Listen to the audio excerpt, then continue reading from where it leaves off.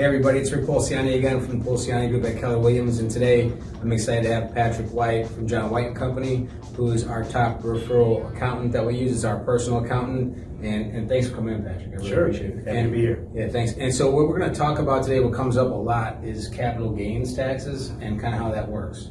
Sure. Cool? So one of the questions that I get a lot is somebody bought a house, let's say 30 years ago, and they paid $200K for it, and now it's worth $400,000, and they have no balance on it. Everybody's really worried about how that works. What can you tell us about it? This is their primary residence. Yeah, right? this is where they live. Okay. So I don't know, and no accountant really memorizes the tax code to like the section number, right? Got it. But this is the one part of the tax code that I know the section number by. Great. And it's section 121. Wow. And I know that because it comes up so often. Yeah. So section 121 says that if you've lived in that house for 2 out of the last 5 years, you do not have to pay taxes on $250,000 of gain that you have for a single person. So if you're married, that number gets doubled to $500,000. Wow. So just so I have it clear, because if they live there by themselves for 2 to 5 years. 2 out of the last 5 years, they do not have to be consecutive. Okay. Then they qualify for section 121 exclusion. And that exclusion says up to $250,000 of gain is excluded.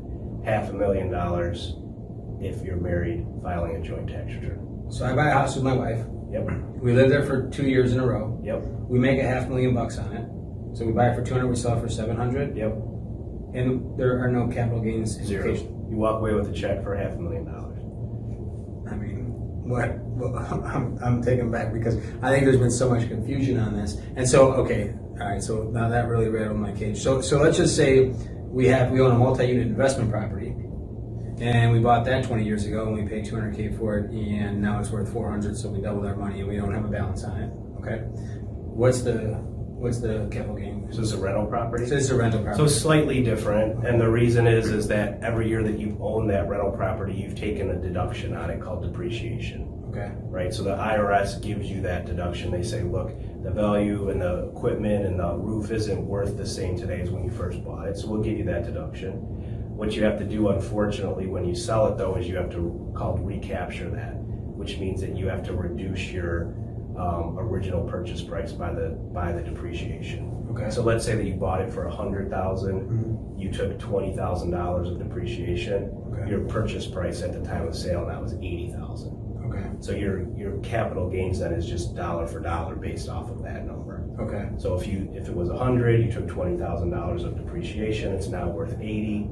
You sell it for Make a number up. 200,000. Okay. You owe $120,000 of capital gains. You owe so you actually get charged on that profit of 120 then. Correct. Okay, and is there a set percentage that they get charged for that? Yeah, the recapture part is a little tricky. It's 25% basically fixed, but then anything on the capital gains, it's taxed just like a stock. Okay. So 15%. For certain super high individuals, it's 20%. Okay. But at most, it's going to be 20%. Got it. So 20% max if they buy a rental property, no matter how long they have it for. Depreciation wise, is depreciation hit the property every year, or is it just kind of Yep. Okay, every year? And whether you take the depreciation or not, the IRS still wants you to recapture it. So I see people that do their own taxes, they're not doing them right. They're not taking depreciation. IRS doesn't care, you still have to take it at sale. Wow.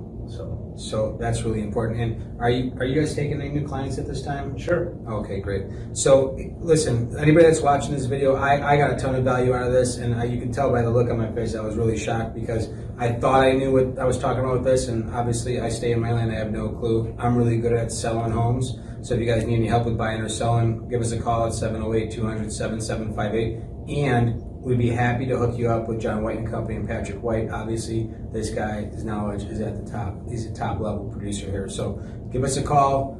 Grateful that you guys are watching. Patrick, thanks again for coming out. Really Thanks, appreciate sir. Appreciate it. Thanks for your time.